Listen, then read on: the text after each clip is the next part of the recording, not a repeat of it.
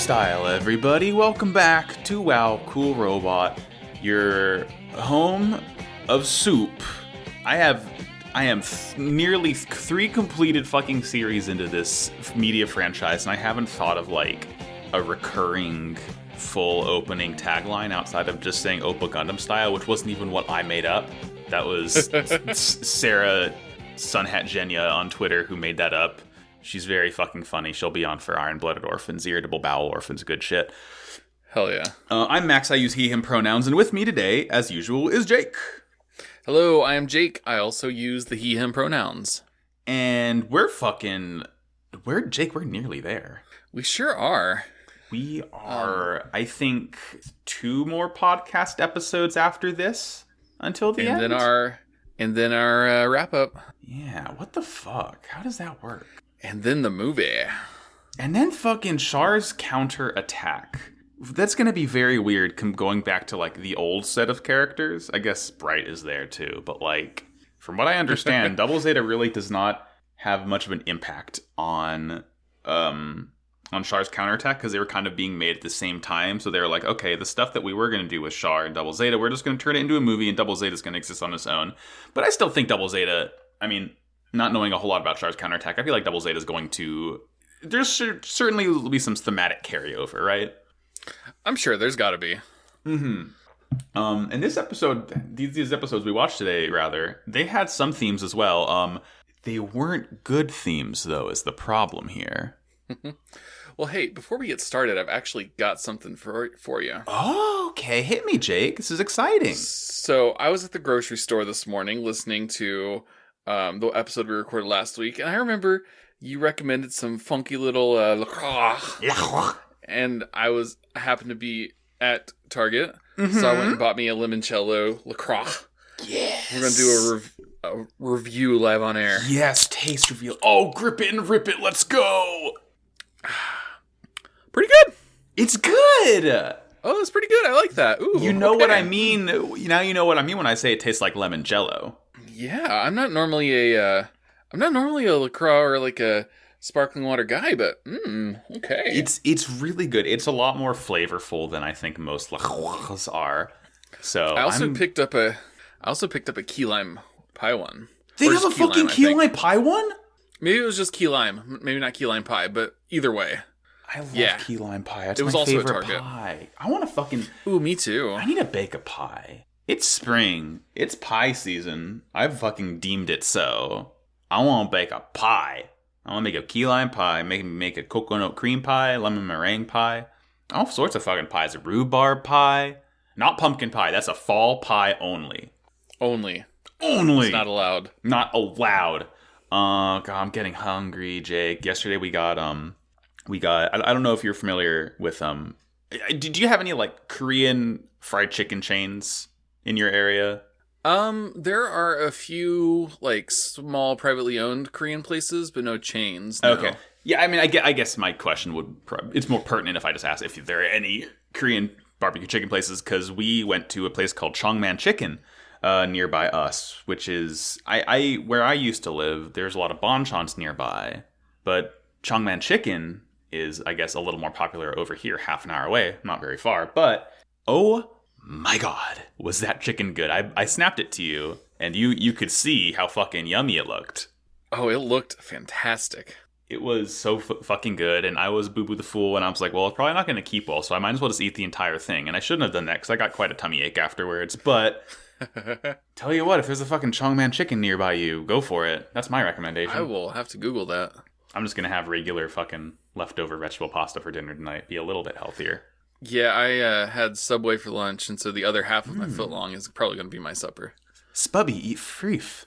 Eat freef. Eat freef, Spubby. All right, Jake. I want to talk about Gundam now. If I talk about food any longer, I'm going to get way too hungry. So I'm going to kick off our discussion this week with my actually written episode summaries of Mobile Suit Gundam Zeta, episode 39, The Second Coming of Sarasa. As the Nail Argama heads to Side 3, they find a civilian vessel under attack from 4 Zaku-2s. They run off the Zakus and welcome the refugees aboard the Nail Argama, but there's some suspicion. They then find a second civilian ship under fire, and Judo destroys the Zakus with the help of this new ship. We learn this is a ship from Moon. Sarasa and Rosara come aboard and note there is an evil energy on the ship. Many of these civilians are actually Zeon operatives, including Haman Karn herself. A Zeon spy activates the signal flare, prompting 2 Gazomes to try and capture the Argama, but they are defeated by Mondo and Judo with the help of Sarasa's seemingly new type abilities. The Nail Argama finally heads to Colony 24 of Side 3, a neutral colony, to drop off all the refugees. I like this one a lot.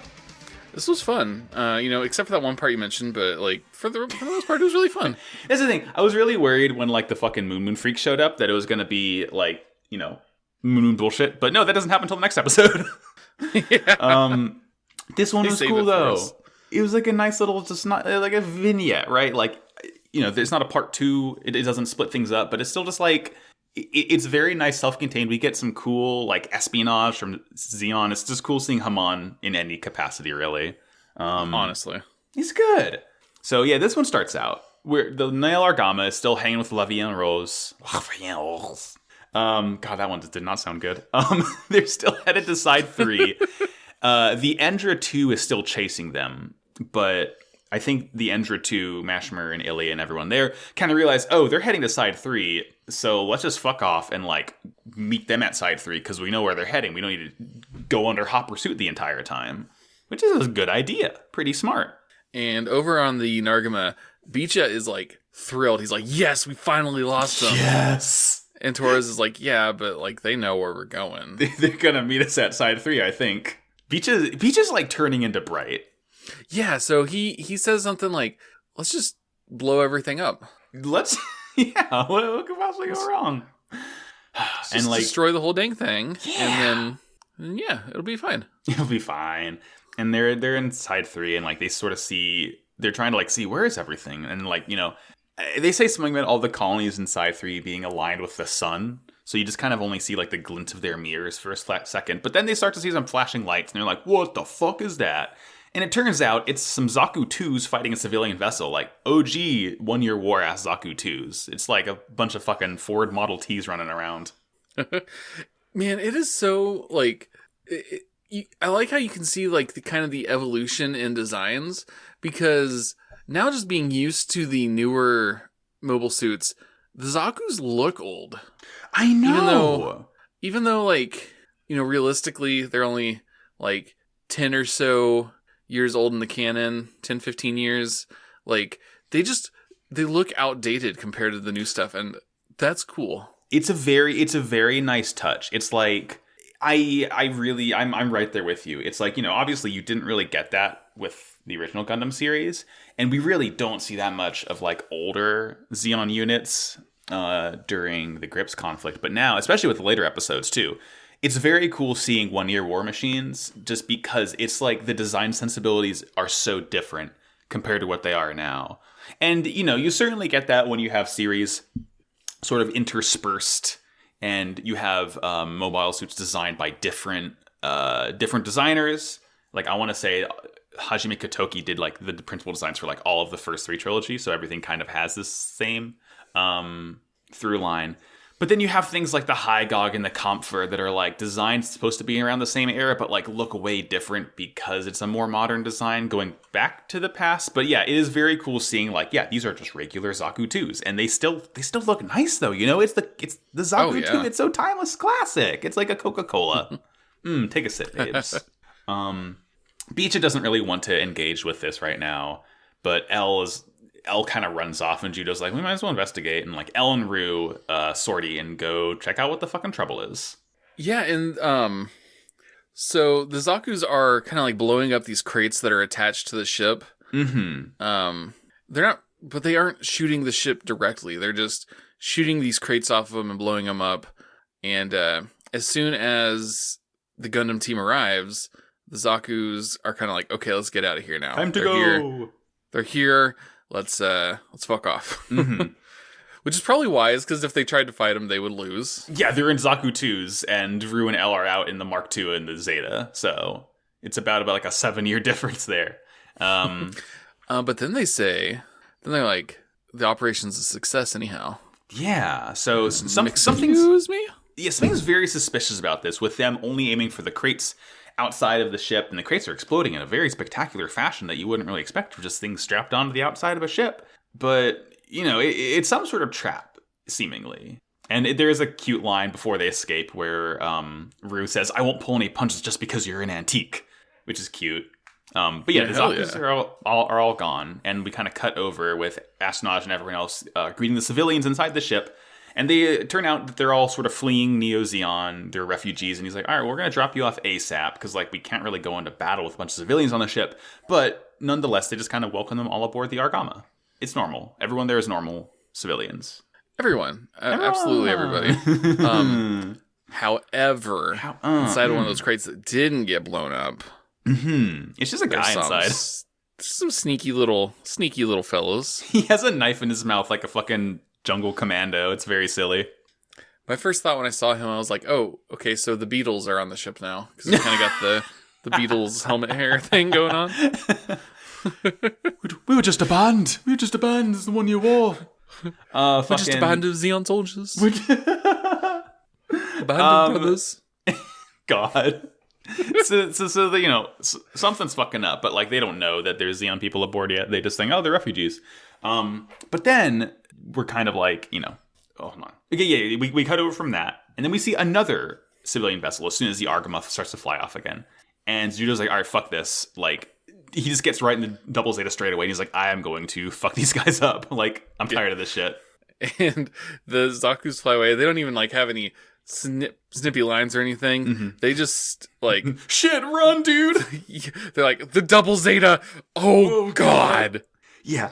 There is a very, very cool shot of one of the Zaku pilots getting scared and flying away, and Judo flies up, and the Double Zeta's head zooms into view from beside the mono eye camera. He's like, oh, it's almost like a jump scare. It's very cute and startling, and he's afraid, and Judo cuts him in half, and he cuts another guy in half, and beams another one apart. And the last of them sort of flies around the other side of this ship. Oh, and they also sort of mentioned that the ship, the refugee ship itself that they're firing on, the Zaku's, is an antique compared to the Zaku's themselves. They're we can sell this for a pretty penny. It's firing weird old-fashioned looking missiles, and kind of wraps around the other side of the ship and tries to startle Judo, and pulls out the Heat Hawk, the cool axe, and is gonna get him. That. But then the ship just fucking shoots him with a missile. Man, I was speaking of the Heat Hawk. Mm-hmm. Back when I was in high school, I was convinced I was going to be I was going to be in a rock band, right? Yeah, and, of course. And I found online, and I was so close to buying them, but for whatever reason I didn't. There was a Heat Hawk guitar and a Gundam beam rifle guitar. That's sick. It was so rad, and I don't know why, probably just because they were so expensive. But God, sure. I was convinced I was going to be in a rock band, and this was going to be my guitar. I was going to learn on it, and I was going to make it big on a Heat Hawk guitar. I mean, I'm looking at a picture of it right now, and that would convince me to learn how to play guitar just to buy that. Right? That is so fucking sick. Oh my God. Damn, it's cool. That's fucking rules. I love that shit. God. Yeah, fucking.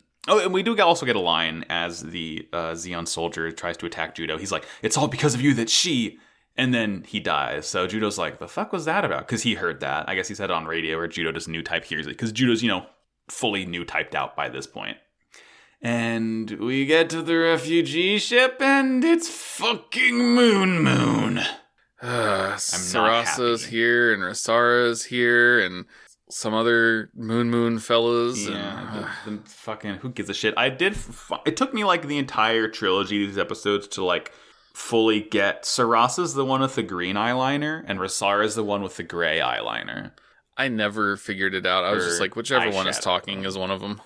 Whichever one is talking is Sarasa or Rosara, and the other one is Sarasa or Rosara. Yeah. I was they'll say their name whenever it's important. I didn't think it would be important to know which one is which, but then it certainly, as it turns out, it is important to know which one is which later on. But, to my credit, they say their name, so that's I didn't true. Even think Yeah, about exactly. They say it for you. There's this very cute moment where they're on the bridge and Mondo is like, Rosara! And Sarasa's like, I'm Sarasa, actually. And then Rosara pops out behind her. It's like, Mondo got a little bit of a crush. Oh, yeah, he still got that crush from back when he thought he might even stay on Moon Moon. Honestly, these are the Mondo episodes. They really are. Man, I can't, like, it astounds me how each week, like, it almost feels like all 3 episodes that we're watching were meant to be watched together. Like, it's like almost perfectly paired, it feels like, most of the time. It's the fucking process. Trust the process. It always works out, except for when it doesn't. We have to amend the schedule, but trust the process. I think it's just fantastic. Honestly, and it also works out because, again, if I had to, like, see these Moon Freaks 2 weeks in a row consecutively, I would not be happy about it one bit. But, you know. I got some news for you after the episode. Oh, God. Well, anyway. So you know, we sort of have these like panning shots of the refugees inside the Argama, and one of them, the camera lingers on this blonde woman for a little bit longer than everyone else, and I'm sure that's nothing important. No, not at all. They just want to make sure that we know who all the refugees are. Mm-hmm. And Judo wants to drop them all off at a neutral colony. And it's like, you know, even though it's a mix of Moon inside 3 people, and Sarasa says something about like, there's an evil energy on this ship. And the vibes are fucking rancid here. And Taurus is like, yeah, let's just fucking recheck their IDs. Whatever. Why not? And Mondo gets kind of pissed. He's like, what, you think we didn't do a good enough job last time? No. Clearly not. Yeah, that's what we're saying. And there's some sus people on board. Yeah. Oh, God. Don't fucking... Jake, you can't. We can't. But the SEO will be so good. Gundamungus. No. Gundamungus, that's perfect. We see the other, like, the first sort of refugee ship that they rescued. We sort of see the Xeon guys, and they're looking, and they say the Lady Hamon's on the Argama right now. What? No, it couldn't be. Pink-haired refugees. It couldn't be that suspicious-looking blonde woman that's actually Lady Hamon in disguise. Also, so here's the thing. She has her wig. This has to be some crazy coincidence, or not even a coincidence, just like I'm seeing patterns where there are none. But she has almost the exact same hairstyle as Ramba Rao's wife from 0079 does, and his wife's name is Crowley Hamon. So Hamon and Haman, and they have like almost the exact same hair. Is it just like a fucking callback to the world's best wife guy? I don't get it. It could be just a fun little fan service throwback thing. Yeah, I don't know. It's just strange because, like, why would that be important of all things? But I think it is just like a cute little, yeah, you know, you pay attention, you got it. Yeah, that's fine. Let's see, what happens next? Next, so Rue calls up to the bridge and yells at Picha, saying she needs help with the laundry, and like a dryer like not explodes behind her, but the door flies open and like throws blankets at her. She's like, even the machines are against me. and then Elle calls the bridge and she's like, I need help with the cooking. And they do this really cool thing when he's on the phone with Elle, where like she's got a spoon in her hand or like a ladle. She's like smacking the phone with it, and every time she smacks it, it like cuts to his face for a second, just being like and they do it real fast, so it's just like bam, bam, bam, bam, bam, bam. Not handle this. It's funny. It's cute. It's like they're overworked because, like, you know, I loved it. There's like 80 refugees on the ship right now, so they just like can't fucking take care of all of them at once. And you know, again, Hamon's definitely the blonde now because she sort of like nods at this brunette woman, and as they're kind of being taken to get their IDs checked, the brunette woman like kind of sneaks off to the side, and she's like kind of listening to, I think Ino and Judo are walking by, and they're talking about checking the IDs. And she pulls out a tube of lipstick and kind of twists it, and it starts beeping. I was like, is she gonna fucking like bomb the Argama? That's what I thought, man. Yeah, she like puts it in like some sort of like laundry exhaust duct thing, and it kind of like eventually makes its way out into space. Yeah, I think she puts it in a trash chute. Oh, that's what it must have been. Yeah. And then you got launched out of the airlock. Mm-hmm. And, you know, as Judo's checking the IDs, it's not a bomb, it's a flare. I thought it was a bomb, but no, it's like a big signal flare. And then a couple of Gazomes activate, and they fly to the Argama to like fucking get their ass. Yeah, they're like, oh shit, Lady Hamon's in trouble. Mm-hmm. And they fly. We get like the exact same shot of when Judo flew up to the side of the Zaku's head, but it's the Gazome's head like flying up into the Argama's bridge. And he says, "Attention, pseudo Argama!" And they're kind of like held up at gunpoint now. And Judo goes up to Haman, and he like grabs her shoulder, and he kind of shakes her a bit, and he's like, "Hey, we need to check your ID." And she just turns and she's like, "Don't you know it's rude to grab somebody from behind?" Mm-hmm. And he's like, "Yeah, whatever. I need to check your ID." He didn't give a shit. Yeah, he just doesn't fucking care. And then she touches his hand on her shoulder. Yes. And they have some kind of like weird new type spirity moment. Mm-hmm. And I thought that he would like get suspicious of her. Yeah, he just just doesn't fucking get it at all. But yeah, he just kind of like stares off into space, and then he's like, "Oh, something. I gotta go." He's like, "Oh shit, that was weird. Anyway, goodbye." Like, you'd think that since he's like fucking met Haman several times by now, and their vibes have mixed, that like he would know, oh shit, it's Haman, but no, she just fucking runs off. Because this whole time Haman is desperately trying to get Judo to notice her so she can fucking try and convince him to go to the dark side, but like he's just too stupid to notice, I think. It's just cute. And then we're at the bridge, and they're still being held up, and Bicha and Torres are like, "Mondo, it's your fucking fault because you didn't check IDs properly. This, that all this is happening. We're being held up." And Mondo like freaks the fuck out. And Mondo's like, "I'm gonna be responsible," and he just fucking books it. And he gets into the hangar, and Judo tries to stop him, but like he grabs the antenna on the Hyakushiki's head and like does his fucking spin move and like flings Judo off of it to like let him get inside the Hyakushiki. It's very silly. He's acrobatic. It was kind of cool. Yeah, Mondo fucking going crazy with it this episode. I love Mondo. I forgive Mondo now. Yeah, he hops into the Hyakushiki and exits the ship. Mm-hmm. And the guy in the, what was it, the Galzom? Is that what it was called? The Gazome. Gazowmn. It's a fucking the guy in the Gazome. He like quickly turns and points his gun at him. He's just kind of like, "What are you doing? Why are you out here? Don't you know that I'm about to blow up your ship?" I just said don't put up any resistance. This is the opposite of that, sir. And they both fire at each other. But for some reason, the soldier's beam misses. Yeah, big time. It's very interesting because we kind of cut over to Sarasa, and then it's misses. So it's clearly obvious that Sarasa's a new type and can do this kind of shit. But it's portrayed in such a way that it makes it seem like her power is like different than regular new type powers for some reason. Probably because, of this stupid fucking tribal spirituality they try to portray with Moon. But like, yeah. It's certainly her being a new type, but it's just interesting that like Sarasa and Rasar are fucking powerful ass new types, I guess, that they can just like casually, they're not even there. They don't even see what's going on, but they can just like redirect missiles and beams and stuff. It's fucking cool. Like, go them. Hell yeah. Mm-hmm. We cut back to the outside of the ship, and Mondo kind of talks shit to the guy. He's like, "Why did you miss me so bad? Did you do that on purpose? Were you trying to scare me?" And the guy's like, yes, exactly. I sure was. Now watch this. And he like launches some missiles, and they also miss. And he's like, "I also did that on purpose." And when he fires it, again, it flies over and it's going to hit the Moon ship. But like there's a clear like bubble protecting that ship that like the missiles don't get inside, which is like it's very cool. They're just really fucking powerful new types and no one can pick up on it because I guess their soup is different. They have like, if fucking, what's a different kind of soup? This is like miso soup. It's totally different kind. It's way more broth based and like got the little tofu bits in it, and like they can't even recognize it. They're used to the Campbell's Chunky. I was about to say like everybody's on chicken noodle and they're on tomato, but I like yours better. Oh god, tomato soup and grilled cheese would be good right now. Oh, I'm hungry. Whoops, we slipped back into food. Yeah, well, we got to focus on shifting into soup mode.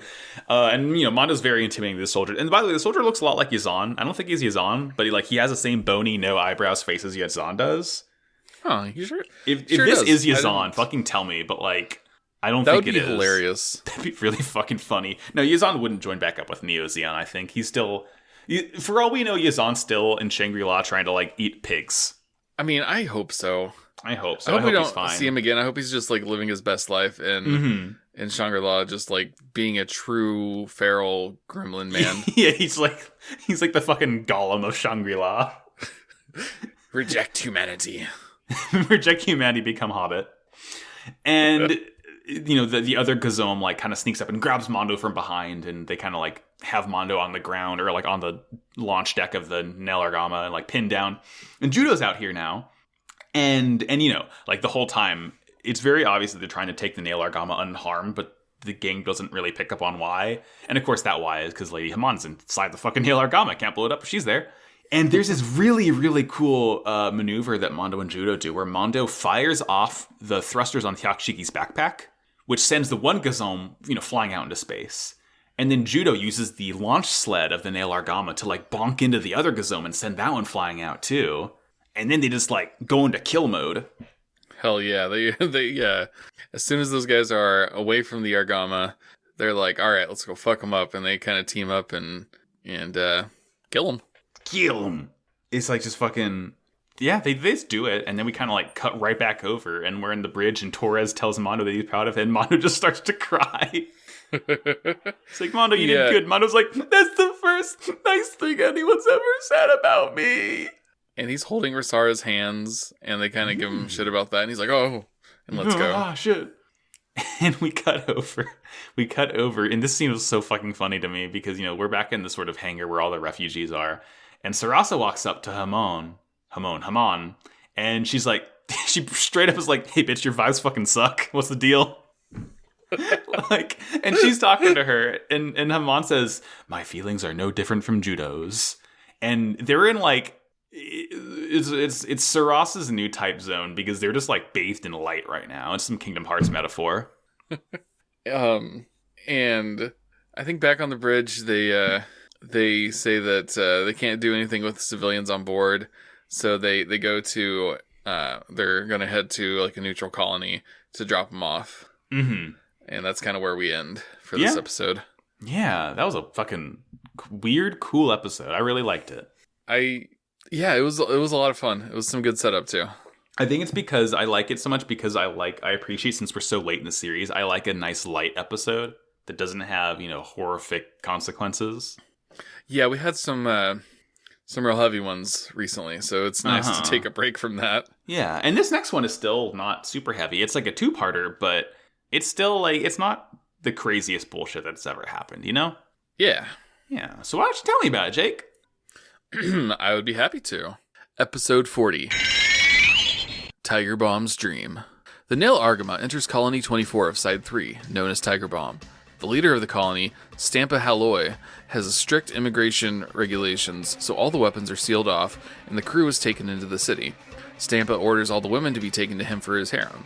All the boys, meanwhile, are attacked by a group of kids from Tiger Bomb who want to capture and sell the Gundams for tax money. In disguise, the boys head to Stampa's palace, which is full of old one-year war mobile suits, to rescue the women. Judo hijacks as Zagok and breaks everyone free, but is attacked by Hamon, who takes an At guy to fight Judo. She tries once again to connect with him, but they are driven apart by Stampa's men. The Gundam team make it back to the Nail Argama to leave the colony, but the Injured 2 appears to be waiting for them outside in space. This episode fucking sucked. Yes, it sure did. I did not like this one. For a lot of reasons. For so many fucking reasons. The show is like, hey, what if we do a cool Orientalism? And also, hey, what if a guy dressed up as a girl? And it's just fucking rancid. Did not like these ones one bit. They're like, hey, what if everything was super Chinese and all of the people there sucked? Oh god, it's like, what if we did every like Eastern stereotype we can think of, and also fucking some transphobia, just for good measure. Yeah, just for fun. Just for fun. This one starts out, they're going to Colony 24, and there's a big old dragon on the outside, and that's how you know it's not going to be a fucking fun time. I was like, oh, cool. Okay, that's interesting. That's different from the other colonies. Hopefully this isn't indicative of the fucking stereotypical culture contained within. And the colony's also like fucking chock full of minefields on the outside. And then shortly after, as they're approaching, they say that it's the inside of the colony is modeled after Hong Kong and Kyoto from the old century. And I was like, oh, the dragon's less cool now. They're gonna do some shit. Yeah. And like when they dock, this guy comes out and he kind of floats up to the bridge window and he's like, I'm speaking for Stampa Haloi. And, you know, they talk about like, we have these strict immigration regulations. And they walk in and they have these big old red stickers and they're slapping them on the cockpits and the guns and stuff. And they even slap one on Bruce's helmet. They're like, you can't fucking fight in here. So rude. So rude. And as the guys are like in there basically yelling at them for all the rules they've already broken, we see a brown-haired kid looking in through the window at the ship and being like, is that a Gundam? We can steal that Gundam and we can sell it and it'll make us rich. That is this gang, Lunan's gang, is like my favorite fucking part of this episode because it's like, oh, it's just the Shangri-La kids again. That made me so happy. I was like, oh, it's like poetry. It rhymes. Exactly. It's like symmetry. It rhymes. And I love that. And like, you know, they talk about how His Excellency Stampa Haloi is like the leader here, and he tries so hard to maintain a war-free colony. And you know, it's like the guy's like, you know, we want Colony 24 to be a symbol of peace, and Judo's like, it's like a fucking theme park. And the guy's like, dude gets pissed. What the fuck did you just about to say about me, little bitch? And Judo's like, oh, it's because of the theme park is a symbol for peace. He's like, yes, I understand completely. You were not being mean, actually. It's whatever. It's cute, I guess. And then Judo kind of makes like a little face when he turns away. Mm-hmm, yeah. Fucking Haman and her retainer are here as well, still in disguise. And Haman is like, let's walk around and see how the lower class lives. It's like, come on, Haman, you're fucking cool. You don't need to do this shit. Yeah. Go back to being Space Hillary. I'll forgive you. And so Stampa sees Haman through like his servant's hidden camera, and he tells him to like, put her on the other bus. Oh, God. And Haman also notices completely because there's a little like pin on the chest, like lapel sort of area of Stampa's retainers, and like it's clearly a hidden camera because Haman stares right into it the entire time. She's like, she gets it. She knows how it goes. Yeah, she's like, oh, what is that? What is that pin? And the guy's like, oh no, it's nothing. And he puts his hand over it, like trying to hide it. Mm-hmm. Yeah. And then after she walks away, he's like, she almost figured us out, boss. She definitely did. She definitely did. Oh, jeez, that was a close one. Oh, yeesh, oof, close call. But yeah, fucking, they're taken away. They all get separated. And it's basically because, you know, Stampa wants to get all the women so he can throw them into his fucking harem. Gross. But it's like a girl bus and a boy bus now.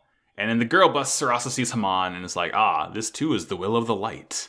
It's like, fucking, come on. Yeah. This isn't Kingdom Hearts. This is Gundam. But then, over on the boy bus, they get attacked by a petite mobile. It's Grand Theft Auto. The boys are like, we're going to kidnap these pilots and ransom them off for the Gundam, so that way we can sell the Gundam. That's our line. And Judo still kind of kicks their butts, even though they have like a petite mobile suit. Yeah, Judo's the fucking master of petite mobiles stealing shit. Like, you know, you can't pull one over on this boy. But then they say something to him about wanting to sell it, and he's like, wait, what? You want to do Wait, what? No, that's what I'm supposed to do. That's not you. That's my thing. Something about this seems familiar. So yeah, so it's kind of revealed that the city's so nice because the taxes are so like impossibly high, and all the kids there want to steal the Gundam so they can sell it for tax money. Otherwise, they're going to be forced to work in the mines. Holy shit! Oh, but not the girls. The girls are going to be taken to Stampa for his harem.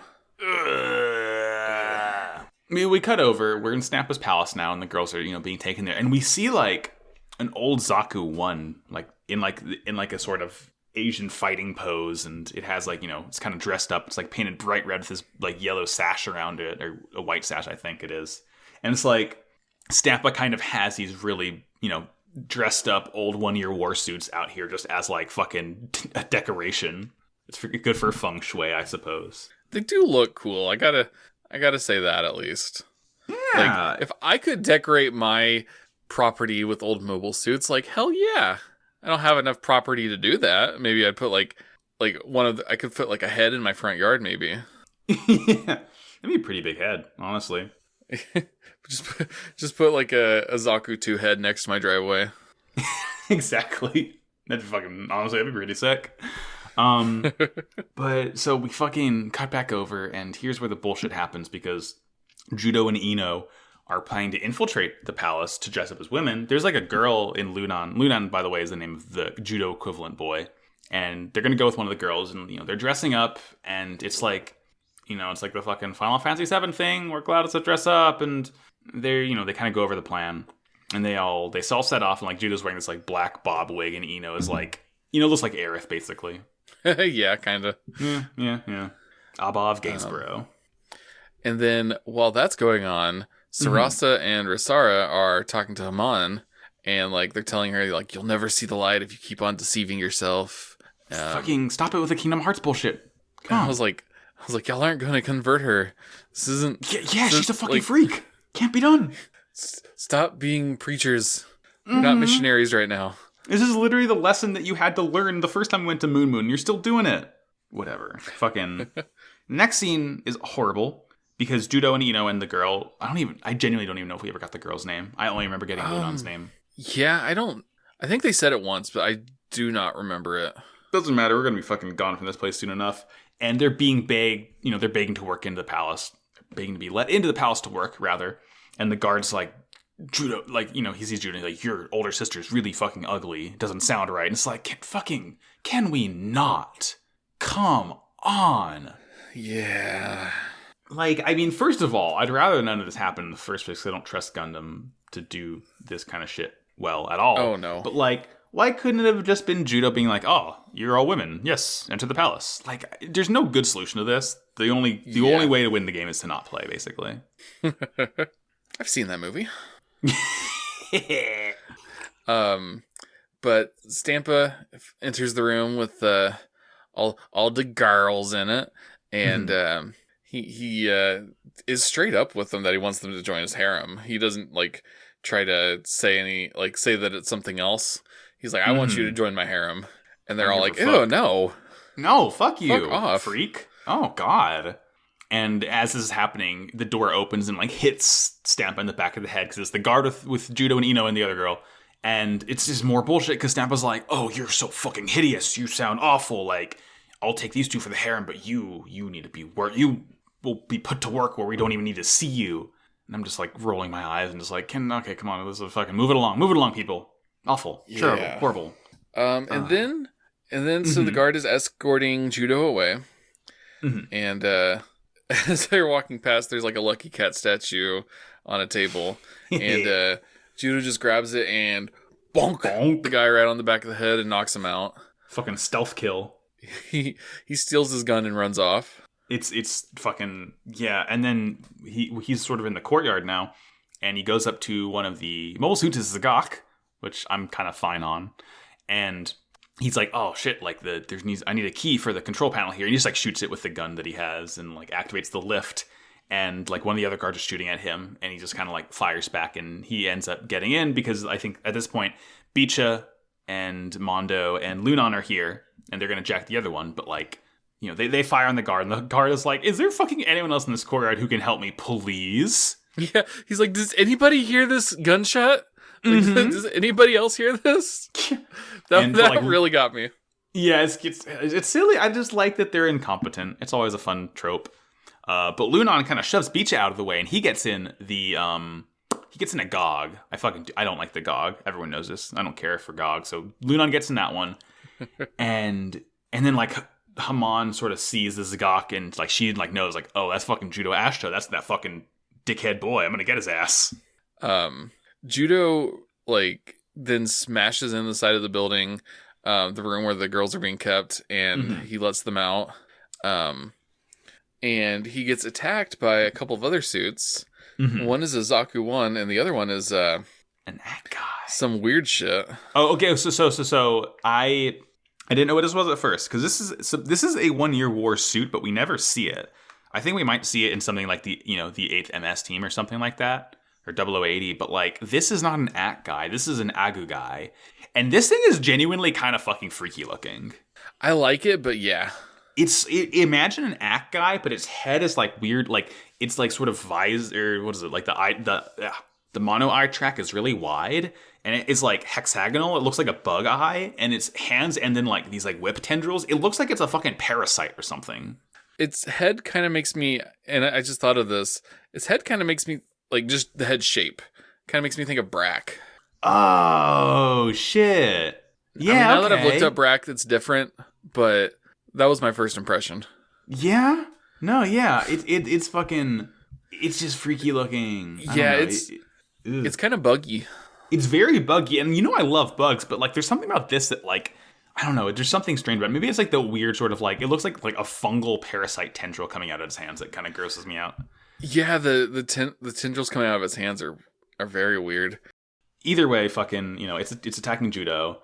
And then an Act guy sort of rolls up here. This Act guy is going ape shit. It is so acrobatic, it's jumping around all over the place. And Lunan, like, just kind of has to fucking peace out because he cannot fight this thing. Yeah, Judo kind of tells him, like, hey, get out of here, I got this. And Lunan's like, yeah, yep, I understand. Bye. I'm outie. I'm out of my league.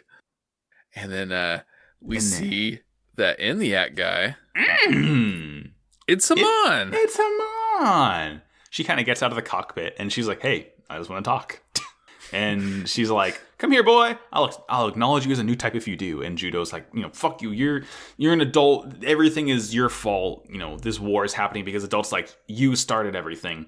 And he kind of like charges her with the hand of the Zagok, and she does not move at all because he stops like inches from her face, and she's like, you fucking coward weakling, like you couldn't kill me, and you wouldn't hurt an unarmed civilian right now. Yeah, she's like, fucking called it. Mm-hmm. She's a badass. She doesn't flinch at all. I was like, hell yeah. I know. Fucking get it, Haman. But before she can convince him any further, the Zaku 1 rolls back up again, starts firing on them, so they kind of all have to, like, make their escape. Fucking Stampa breaking this shit up again. And then the main cast, now that everybody's free, heads back to the Nargama to prepare to get the hell out of here. Mm-hmm. Sarasa sort of talks to Judo about the fucking evil energy has been spreading. It's the evil deeds of adults pile atop each other, crushing what's beautiful and noble underneath. And then we just get a short little shot of Ilya and Mashmer are out in space, kind of watching over Tiger Bomb. They're just hanging out.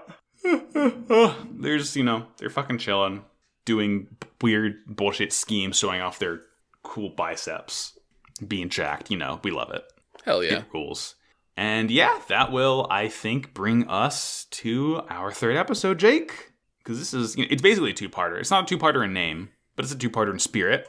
So let me tell you about Mobile Suit Gundam Double Zeta episode 41, Rosara's Life.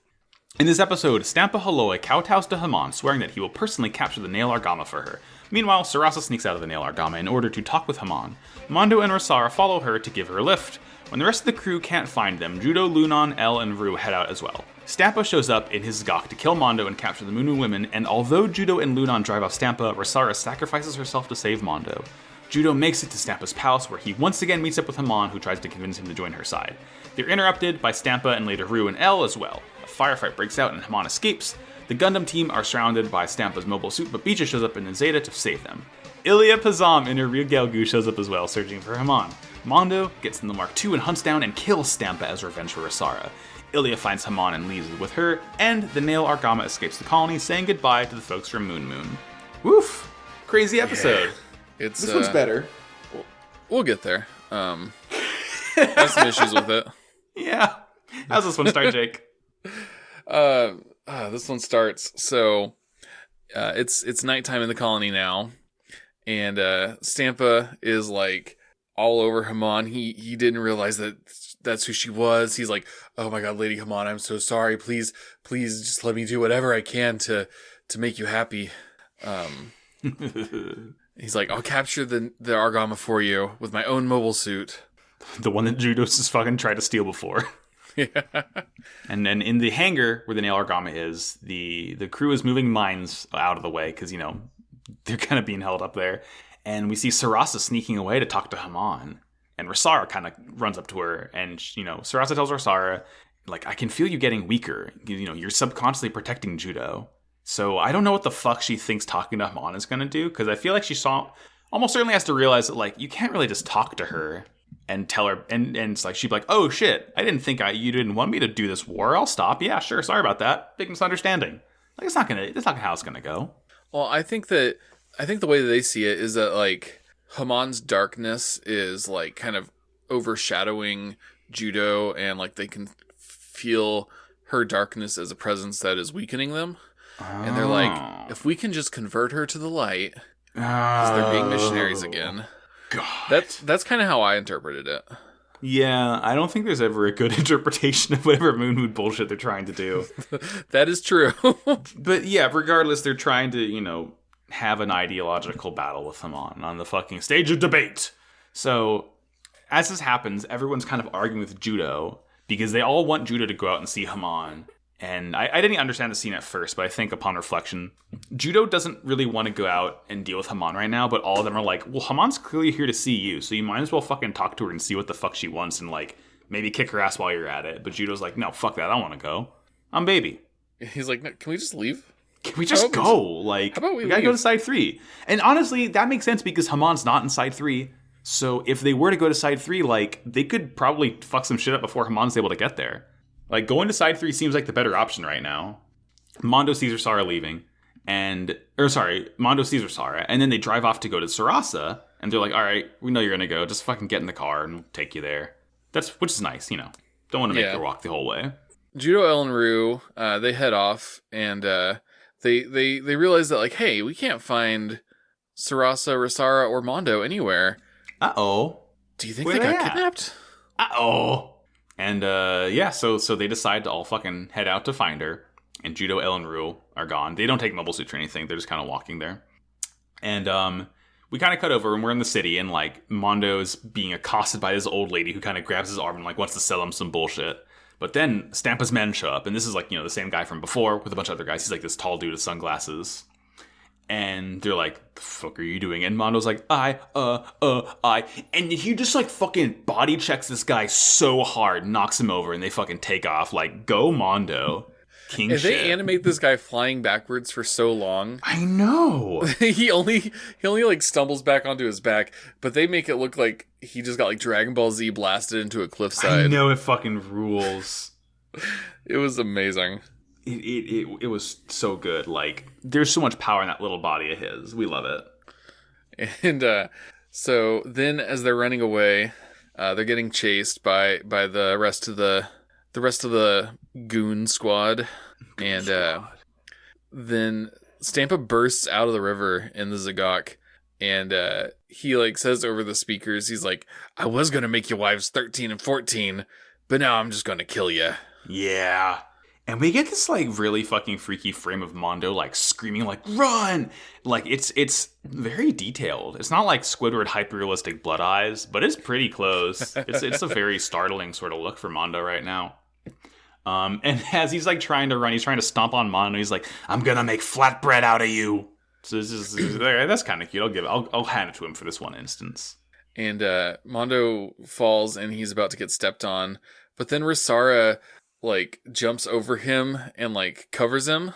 And Stampa is like, oh, I don't want to stomp on her. And he kind of, like, is balanced on one foot, and then he tumbles back. Mm-hmm. He, like, crushes a building. And so it's not very clear what happens. It looks like what I think happened is, like, the building debris kind of falls on them. It doesn't really look like anything. It kind of is like the colony drop, where it kind of happens and you don't think anything bad happens. But then, as it turns out, Rosara is, like, fucking dying. You see debris fall, but it falls clearly, like, next to them. Beside them, yeah. Close to them, but it doesn't hit them. I think Rosara just has glass bones. And so then, like next we see Judo. He gets there, and he throws a rock at Stampa's head, and he's talking with Lunan, and he's like, okay, I want to run up to that crane, and you distract him for a minute. But then we get a scene of, like, a shot of Mondo, like, holding Rosara, and he's like, no, Rosara. And I was like, she, like, jumped on you. Like, she just fell, basically. Like, she maybe scuffed her knee, but, like, what? And she's fucking dead about it. God. God, Rosara. It made me so mad. I rewatched the scene like 4 or 5 times because I was like, what did I miss? Yeah, Where did she get it really hurt? does feel like it's like did I like look away the wrong instance or something? But she scuffed her knee and she's never felt pain before, and it overloaded her system, and she just yeah. It's too much for her fucking weakened new type brain from Hamon's evil aura. If this has something to do with her being weakened by Hamon, it doesn't make it obvious because it really looks like she like died in a completely coincidental manner. It's stupid, but either way, she actually just suddenly had a stroke. It's completely unrelated. Yeah. Very, very, very sad. She had a fucking prion disease or an aneurysm, and Judo and Lunan are still kind of running away from the Zagok. And they kind of have a plan, like Lunan turns around, and the Zagok still tries to step on him, and Judo gets in this, like, construction crane, and then Lunan kind of lures Stampa towards the crane, and Judo, like, swings it around and clotheslines Stampa, and then, like, slides the sort of, like, cockpit of the crane into the head of the Zagok and knocks it into the river, and it's, like, this very comedic moment that plays the funny, like, Benny Hill-ass OST from Double Zeta, and then it cuts immediately over to Rasara fucking dying. And Mondo and Sarasa are there crying and, like, holding her. And Judo has a burst of anger, like, so strong that Hamon feels it from. I don't even remember where she's at the moment. I think she's still at the palace. She can feel Judo's anger. Mm-hmm. She knows that he's out to get her. I guess her plan's working still, so fucking good for her, I guess. Yeah. Yeah. So Judo's like, okay, I'm gonna go after Hamon. And Sarasa's like, really tries to stop him. She's like, no, you're fucking... She says, the fucking... anger leads to hate leads to suffering leads to the dark side. That bullshit. She was like, I don't care. Feeling a little Sithy right now. From my point of view, Neo Zeon is evil. Oh, God. Which is not really a good example, but, it is. But Mondo's like, let him go. Mondo's like, he needs to go apeshit right now. So he does. Judo escapes, or just runs off, rather. No one stops him. And then we cut over, and we see Ilya is in her Regalgu again, and she is infiltrating the colony now. So another player has entered the game. Judo confronts Hamon. They are kind of having a standoff in the palace garden. Yeah, it's I don't even know what I was going to say. Judo's talking about all the suffering that he's witnessed. Mm-hmm. And Hamon is like, you're really no different than those whose soul are pulled down by gravity. That's Quattro's line. Maybe he got it from you, but it's Quattro's line. And she is, again, trying to convince him to join her and, like, make a new world for new types. Enough of this bullshit. And I think one of my favorite things about Double Zeta is that she keeps trying to do the, like, join the dark side, Luke thing. Mm-hmm. And he never has a moment of temptation. He's always just like, no. Leave me alone. You dropped a colony on Dublin. No, fuck no. I'm not your friend. I don't know you, you weird old lady. You're scary and you're creepy, and leave me alone. He's very, like, there's no temptation there. He's just like, no, fuck you. It's, and again, she doesn't make the sell at all, because all she ever does is kill people, and she's like, oh, we're new types, hang out. I feel like Judo not really knowing what a new type is works so well in his favor for this, just because he's like, I just want to, like, he wants to be a new type, but he doesn't understand what a new type is. He just thinks it's cool. So when Hamon is like, join a new type with me, he's like, no, fuck you, that's not what new type is. New type is just hanging out. New type is guys being dudes. I just got reminded of, our favorite game, Interstitial. Yes, our hearts intertwined. And there is a move in there where you're basically too dumb to be manipulated. Oh, good. I can't remember the name of the move off the top of my head, but your character is too dumb to be manipulated and lied to. And ignorance truly is bliss. And that just kind of reminded me of what is going on here. Yeah, fucking it's like playing Fallout with like a 1 in your intelligence, so you're just like, goofing around the entire wasteland. Too dumb to fail. But now Stampa and his men show up here. They all have guns, and Stampa's here to like get Judo's ass. And he sort of like, he says, this isn't about you, Hamon. And Hamon's like, you mean it's not about women, you fucking cretin? And Stampa has this like very out of context, very silly line. He says, matters of ideology have nothing to do with enjoying life. It's like, fucking, Yeah, you would say that, you weird racist sex pervert. And then the Gundam team is here, and they've got a goddamn bazooka. They're in like one of the fucking jeeps from the Argama, and like Elle and Rue are holding just like a fucking rocket launcher right now, and they like fire it into the roof of one of the buildings. So it says, in the struggle, the firefight breaks out, and like Haman slides down the stairs, and Judo sort of runs after her, and he gets into the jeep and starts driving after her. But like at this point, all of Stampa's mobile suits activate, and like they're about to fucking get the Gundam team's asses. But then Beecha shows up with the Zeta, and my favorite part of that is that he quickly yells out, "I left Eno in charge," because he knew that they were going to be like, "Hey, Commander, what are you doing?" He's like, "Don't worry about it. I left Eno in charge. I'm being responsible for once." And like he just gets fucking murked immediately because the Rigelgu is here. And Ilya like just like fucking starts to trash Beecha right away, and like all she wants is for the Double Zeta to come out and fight that thing instead. But she still also has to get Lady Haman because she's pretty important. Yeah, and at one point, Ilya kind of feels Judo, and she's like, "That's the pilot that I want to fight. Why is he over there and not in a mobile suit? It doesn't make sense." It's like no one can comprehend that they don't have like dedicated pilots for each machine. And Ilya and Beecha are fighting, and Beecha kind of is like, he not doing well. Yeah, he's not doing well, and she's got him on the ground, and he, like, is about to shoot at him. He's like, "What? Do you want to blow a hole in the colony?" She's like, "I really don't care." Yeah, honestly, she just wants to fucking fight. She's like, I could care less. I'm just here to get Haman. I mean, honestly, blowing a hole in this colony is probably a net positive because it can get some of the racism out of it. So, if it happens, I'm not going to complain. And we cut back over to the Nail Argama. We see a scene of Sarasa praying over Rasara, and Mondo is like, "I need to go out and fight and protect everyone." And Mondo gets in the Mark II and flies out. And we cut over again. Ilya is still fucking Beecha up. And then Stampa shows up in the Zagok. But then Mondo flies in, and he cuts the Zagok's arm off before Stampa can kill Beecha. And he's like fucking on the warpath right now. And and Beecha wants to go after Ilya because after she retreats, but a Zaku tank and the Akugai are there, and so he like starts fighting them. He kind of gets distracted with them, and then we cut to Mondo fighting Stampa in the Zagok, and he like cuts the Zagok's leg off, and Stampa's like, "Oh, please give me mercy! Don't you see you've already cut my limbs off? You've won." And he's like, "I don't give a shit." And he like, "Fuck you." He jumps up and he does Link's down A. It's literally what I was thinking too, Jake. He does the fucking killing blow from Twilight Princess, how Link killed Ganondorf in that game. He jumps up and fucking direct hit stabs the cockpit with the beam saber. Poor Mondo. And now he's just sad. It's a Pyrrhic victory for sure. Yeah. Like, he killed him, but he's not happy about it. It's just because, Rasara's still fucking dead. Yeah. Yeesh.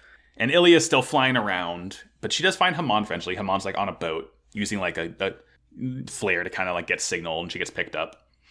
And now everyone's back in the Nail Argama, and they're like, "All right, we're gonna have to fucking fight our way out because there is certainly a ship out there. Because how else did that Rigoku get in here?" And Judo's like talking to Mondo, and Judo's like, "All right, you did your best. Now it's my turn."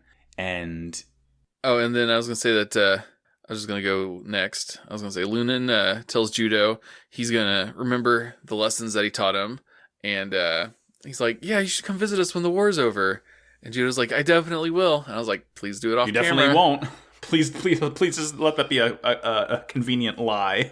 I don't want to go back here.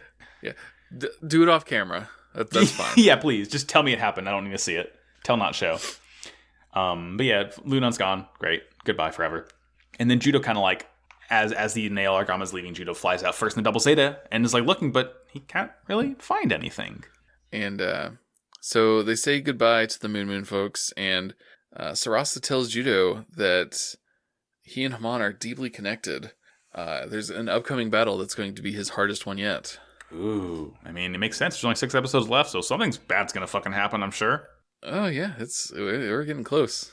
Yeah, but yeah, no, everyone's gone because they were just the Xeon people were just here to pick Haman up and aren't gonna fight anymore. So they say goodbye to the Moon people. They got out in the launch, and I guess they're gonna fly back to Moon. And they hold a moment of silence for Rosara's spirit. And Judo's just like, come on, you have the power to bring sorrow to others. And that's the episode. Yeah, so... It was. It was, yeah. It was. I was trying to think of, like, saying if it was good or it was bad. It just kind of... I think it was is... it's all we can really say. It's the only thing that's fair to say about it. Yeah. Yeah, it was fucking whatever. I mean, look, 6 episodes left. I have a feeling things are going to fucking pop off next week. Oh, absolutely. I'm so sure. Tune in for that. And, Jake, I've kind of ran out of voice actors to talk about for Beyond Toon World. Like, we've kind of covered really everyone who has anything worth saying about them. So, we're going to do another thought exercise episode segment. Oh, I love these. Because in our Discord, if I can scroll up a little bit. No, not that channel. Callie at Karma ZVT says, Elle listens to Rob Zombie when no one's around. And this got me thinking, what the fuck music did this crew of the Nail Argama listen to? So we got to figure out everyone's favorite band, Jake. Okay. And I think we have the ability to do so. I think we got this. Oh, this is going to be fun. Yeah. We got to start with Judo. Definitely listen. Okay. Okay, yeah. No, fuck Bright. He's gone. We'll get to him later. Yeah. Judo. He kind of listens to... I think the Judo doesn't, like, particularly care a lot about music. He probably just throws on, like, the radio, like, the local... Probably the local alt station. Yeah, he's like a fucking DC 101 type guy. Yeah, there we go. Judo really likes... If he was to listen to, like, you know, the average alt station... Unfortunately, this might be a cancelable offense, but I think Judo might be an Imagine Dragons fan then. I can see it, actually.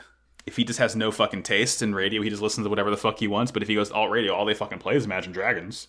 So he's probably just a fan by default. He's like, yeah, this is the stuff, okay. Yeah, he's like, radioactive, aha, it's funny. Gundam's nuclear powered, I get it. It's a joke. It's an intellectual joke. Judo would think that was a really intellectual joke. I love it. He would. He's a fucking idiot. No, yeah. Unfortunately, listener, it brings me no pleasure to tell you that Judo's an Imagine Dragons fan. Oh, God. Let's see. We'll do L next.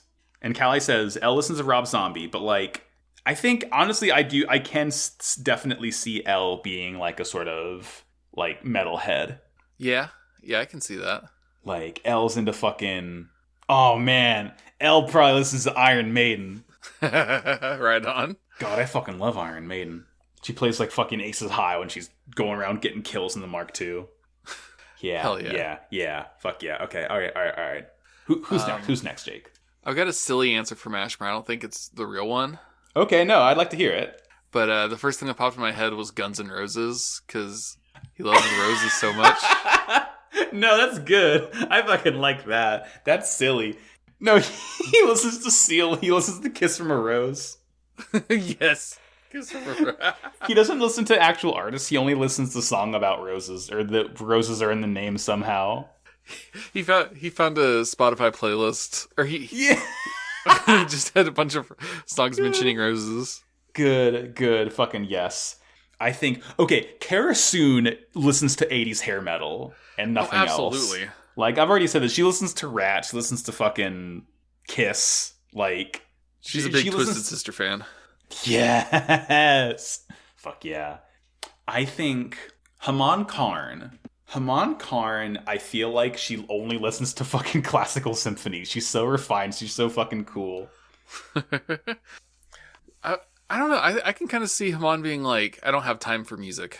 Oh, she just doesn't partake in music at all. No, I like that. She's too important. She's like, I'm too busy. She has too much shit to do. She can't be listening to fucking Vivaldi or Mozart. She has things to do. She has fucking funnels to fire. Good. She's doesn't have any free time because she's #girl bossing it. And that's like girl boss, yes, of course. Yeah, absolutely. Okay. What does Glemmy listen to? Glemmy, ooh. He listens to definitely some angsty stuff. Glemmy listens to Hawthorne Heights. Linkin Park. Glemmy listens to All Time Low. Glemmy listens to fucking early 2000s pop punk, which is the greatest genre of music conceived by mankind. So yeah, no, yeah. Yeah, no, yeah, absolutely, yep. No, I'm confirmed. Oh, I got one. Going back over to the Argama's crew. Eno, when he was on Earth, he wore that sick bowling shirt. Yeah. Eno fucking loves Steely Dan. Okay, that works. Absolutely. Eno's into that dad rock Steely Dan good shit. That fucking fun, jazzy, funky feeling. Hell yeah. I think that Mondo, he kind of likes some nerdcore. He likes MC Lars, but he doesn't want anybody to tell, or he doesn't want anybody to know. Oh, it's his guilty pleasure. He's embarrassed to admit it. Like I very openly love MC Lars, MC Chris, all those guys. But Mondo is kind of embarrassed about it because he's like, it's called nerdcore, and he's like, I'm no nerd. He only listens to it when no one else is in the cockpit of the Mega Rider as he's piloting it around, so no one can make fun of him. The only MC Lars song I know is the This Gigantic Robot Kills It that he did with the Aquabats in Suburban Legend, because it's ska. So there's that. It's pretty great. It's good. Fucking ska's not dead. Speaking of ska, who do you got, Jake? Hit me. Oh no, I was just gonna say, who listens to ska? We've got to find somebody who listens to ska. Fucking, Torres is blasting ska on the bridge. Yes. Oh, Torres is listening to some fucking, oh my god, listen to fucking Kill Lincoln. He's got some Less Than Jake going on. That's you, Jake. You are Jake. You're equal to Jake. Hell yeah.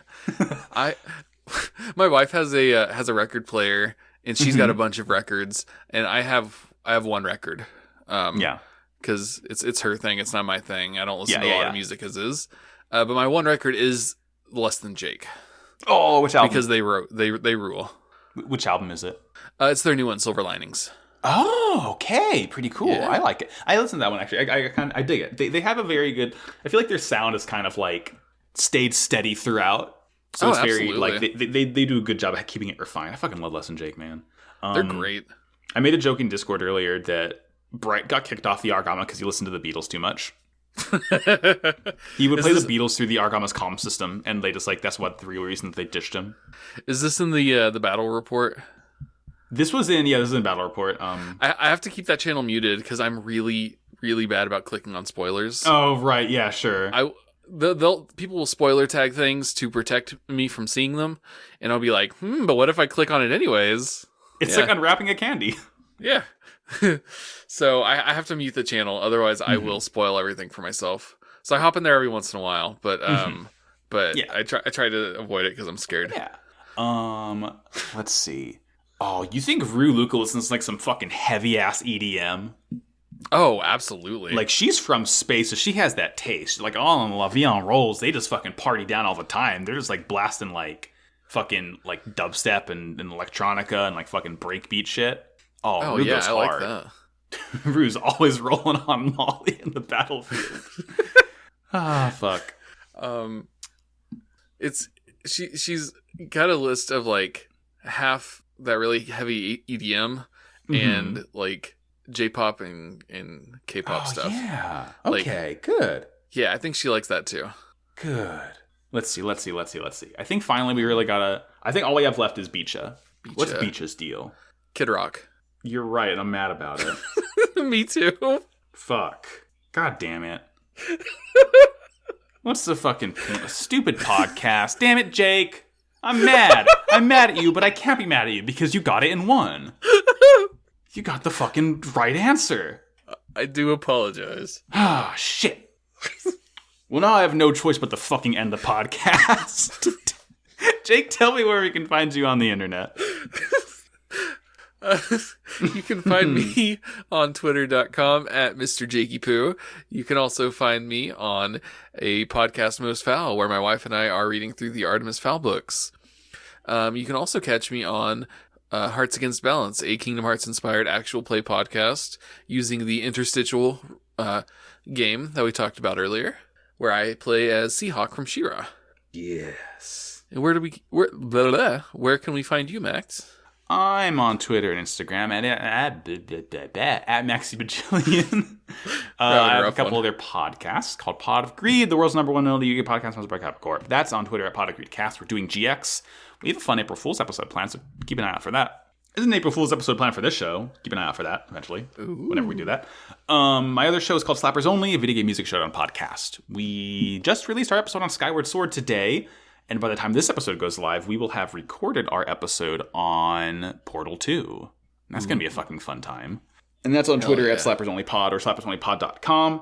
This show has been Wow Cool Robot. Go to twitter.com/WowCoolPodcast. There's a link to our Discord on the Twitter and in every episode description. If you'd like to join and hang out with us, we have a lot of fun talking bullshit mostly, talking about Gunpla, talking about people's experiences with the show. It's a fun community. Please hang out with us. We love it. This is a Noise Space show. Go to noisepace.xyz for all of your podcast needs. They got this show. We got many others. We got Nightmare and Nair about creepypasta.